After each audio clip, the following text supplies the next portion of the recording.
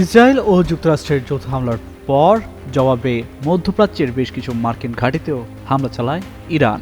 এরপরই তুরস্ক ও ওমানের বেশ কিছু স্থানেও ঘটে হামলার ঘটনা, যেখানে তেহরানকে দোষারোপ করে এই দুই দেশ। তবে এবারে দুই দেশে হামলা নিয়ে স্পষ্ট বার্তা দিলেন ইরানের supreme leader Ayatollah Mostafa Khamenei. জানান, তুরস্ক ও ওমানের সম্প্রতি হামলার যে ঘটনা ঘটেছে তার সঙ্গে ইরান বা তার মিত্র গোষ্ঠীর কোনো সংশ্লিষ্টতা নেই।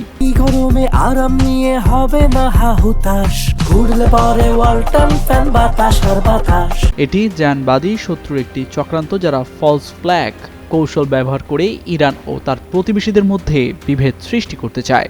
এমন ঘটনা অন্যান্য দেশেও ঘটতে পারে।